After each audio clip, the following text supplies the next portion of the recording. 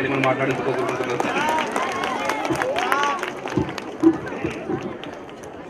చాలా సంతోషం అండి. ఒక మంచి కార్యక్రమం మొదలైంది. ఈ జిల్లాలో రోజు రోజుకు పండ్ల తోటలు బాగా పెరుగుతూ ఉంటాయి. మామిడి వస్తుంది, బత్తాయి వస్తుంది, మనకు అల్లనేరేడు వస్తుంది, రేగు వస్తూ ఉంది. జాగ్రత్త బహుశా ఆయన భార్యను చూసుకుని నేను మొదలుపెట్టాడని నేను అనుకుంటున్నా. ఆ సారథ్యం కింద జరగాలి. నేను ఇందాకనే చెప్పిన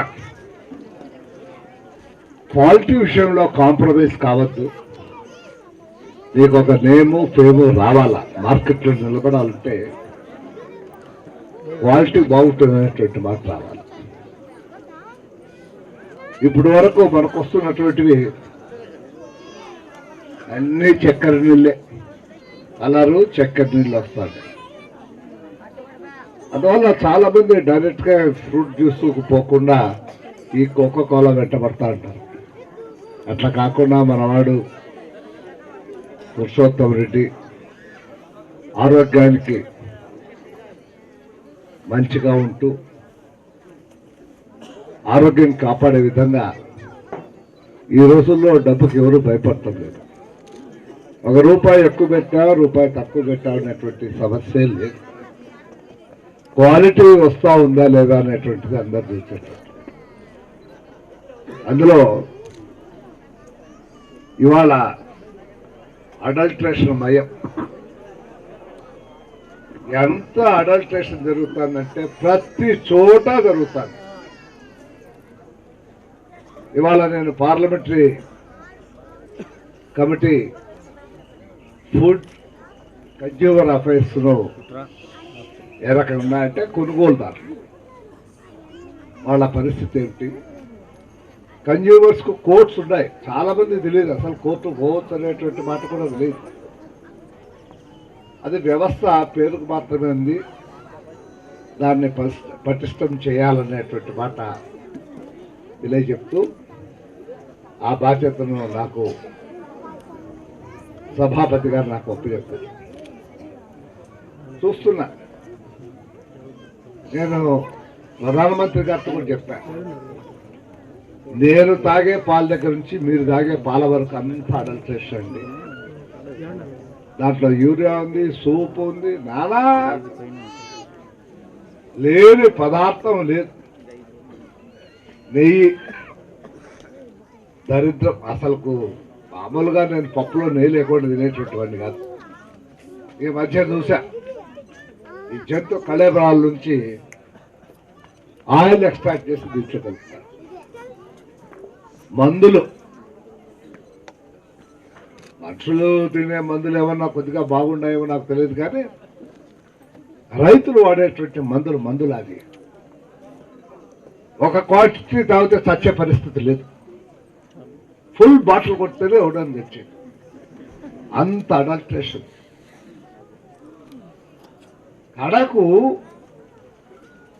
ఇంతవరకు బియ్యంలో రాయి రప్ప ఇసుక పసుక చూస్తుంది వెయిట్ వచ్చేదానికి.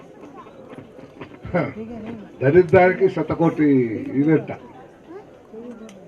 ఇప్పుడు ప్లాస్టిక్ రైస్ వచ్చింది. ఈ ఒరిజినల్ బియ్యం ఎట్టుంటాయో అవి అట్లాగే ఉన్నాయి. ప్లాస్టిక్ రైస్ చైనా నుంచి వచ్చాయంటే ఇప్పుడు మన వాళ్ళకి కాదు. సో నా అభిప్రాయంలో ఏమిటంటే, నిజంగా ఎవరైనా డబ్బుకు భయపడే వాళ్ళు ఉన్నారా? నిజం చెప్పండి. సినిమా 50 రూపాయలు ఖర్చు పెట్టి చేసేదాన్ని. నేను ఈ మాట ఎందుకు చెప్తున్నా అంటే, మా నాయన, మా అమ్మ, లేకపోతే మీ తాత ముత్తాత ఆలోచన చేసేట్టుగా కాకుండా వాళ్ళ సౌకర్యకరంగా ఉండడానికి ఎంత డబ్బైనా ఖర్చు పెట్టడానికి ప్రజలు సిద్ధంగా ఉన్నారు. ఈ అడల్ట్రేషన్ మాన్పించాలంటే అంత సులభంగా మానేది కాదు. ఇవన్నీ కొన్ని ఎన్ని తరతరాలుగా రోజుకు అభివృద్ధి చెందుతూ వస్తుంది అడల్ట్రేషన్. కడకు బియ్యంలోకి ప్లాస్టిక్ బియ్యం వచ్చినాయని అంటే మనం ఆలోచన చేయొచ్చు. ఇక్కడ పోలీసు వాళ్ళు ఉన్నారు.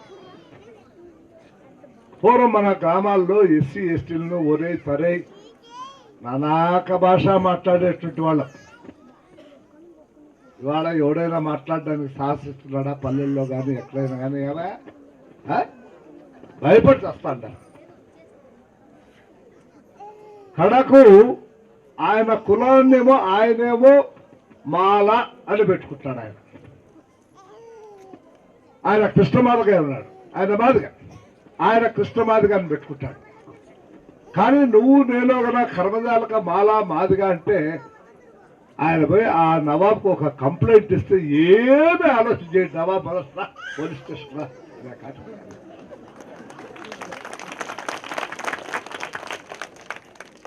అందువల్ల 100కి 100 రూపాయలు ఆ కుల వ్యవస్థ తగ్గిపోయింది, చట్టం వచ్చిన తర్వాత అని నేను అన్నాను. కానీ బాగా తగ్గిపోయింది గ్రామాలలో. వాళ్ళ గురించి మాట్లాడాలంటే భయపడుతుండారు వాళ్ళ ప్రజలు. ఎందుకు భయపడుతుండారు? మర్డర్ చేస్తే కూడా ఎవడు భయపడలేదు, దొంగతనం చేస్తే ఎవడు భయపడ్డంలా.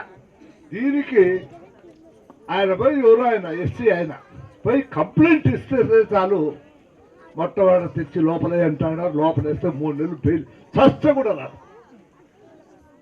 ఇది ఎందుకు వచ్చిన బాధరబ్బా? ఆయన మాలా మాదిగా అనడమే, ఇంకో బాట అనడమే. ఈ కర్మ ఎందుకని చెప్పేసి ఆ చట్టం వచ్చిన తర్వాత వాళ్ళకు ప్రొటెక్షన్ వచ్చింది. మనం ఆ తిట్టేది మానుకున్నాం. అలాంటి చట్టం రావాల్సినటువంటి అవసరం ఉంది. ఇవాళ ఈ ఫుడ్ అడల్ట్రేషన్ కానివ్వండి, ఏ అడల్ట్రేషన్ కానీ, అడల్ట్రేషన్ జరిగింది. ఈ పాలలో ఇది కలిపారు, ఈ మందులో ఇది కలిపినారు, ఈ నీళ్ళల్లో ఇది కలిపినారు. రకరకాల కడాకులు. ఏమి మన కలింగరకాయ, నేను పండించిన కలింగరకాయలు. దాని అమ్మ కడుపు కాదు, ఇప్పుడు ఇంజక్షన్ ఇస్తా అన్నారు. ఎక్కడికి ఈ అడల్ట్రేషన్ కు హద్దు పద్దులో కూడా పోతాయి. ఈ రకమైన పరిస్థితులు ఉన్నప్పుడు దేవునికైనా దెబ్బే గురువు. మీరు ఎన్నన్నా చెప్పండి. కానీ ఇప్పుడు ఊర్లో ఆ పాతూర్లో అక్కడ ఇక్కడ రోడ్లు కొట్టేసి వైడన్ చేయించాలా, ఈ మురికి పోవాలని ఒక వారం రోజుల నుంచి ప్రయత్నం చేస్తున్నా. అంతకుముందు ప్రయత్నం చేస్తున్నా. వాళ్ళందరినీ పిలిచిన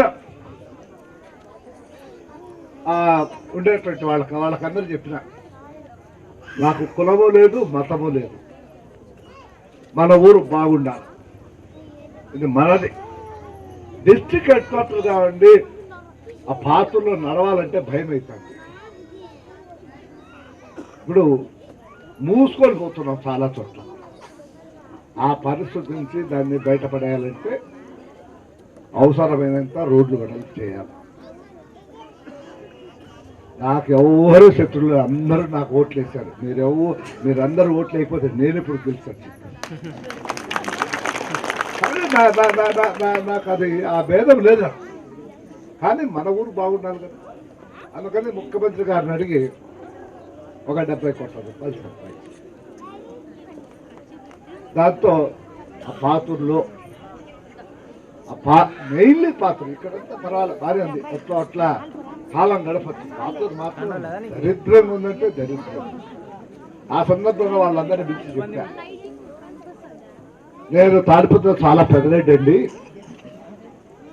కానీ నేను మీ ఊర్లో పెద్దరెడ్డిగా ఉండదలుచుకోవాలా. మీకు 3 మార్లు పట్టు 4 మార్లు వచ్చి నమస్కారం పెట్టి మీకు అన్నీ చెప్తా పోతాం. నాకు నమ్మకం ఉంది, విశ్వాసం ఉంది, నమస్కారం పెడితే జరుగుతుంది అనంతపురంలో. కానీ ఎవడోడు ఉంటాడు కోతురాయలు, వేసి ఆపు చెప్తాడు. చెప్పినా ఆ పరిస్థితి వస్తే కింద పడేస్తాను. నేను ఎందుకు ఈ మాట చెప్తున్నా అంటే, దేవునికైనా దెబ్బే గురువు. అలాంటిది ఈ చట్టం తీసుకొచ్చి నేనేదో అంతా అయిపోయి చేస్తాను నమ్మకం నాకేం లేదు. కానీ కొంతవరకు తగ్గుతుంది అడల్ట్రేషన్. నేను ఇందాక చెప్పిన క్వాలిటీ విషయంలో మీరు దయచేసి కాంప్రమైజ్ కావద్దండి. క్వాలిటీ మంచి ఇవ్వండి. నీకు ఎంత కడుపు నిండితే అంత రేటు పెట్టు. నువ్వు నష్టానికి అమ్మాలని నేను అన్నములే. ఆమె చెప్పా, ఆమె ల్యాబ్ ఇన్ఛార్జ్.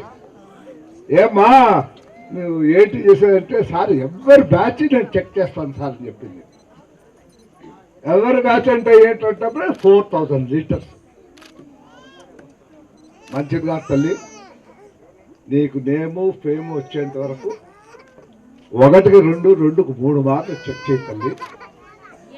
నీ పైన నమ్మకం రాదు, విశ్వాసం వస్తే నీ వ్యాపారం బాధ. మంచి క్వాలిటీ అంటే బాగా. కాబట్టి ఆ క్వాలిటీ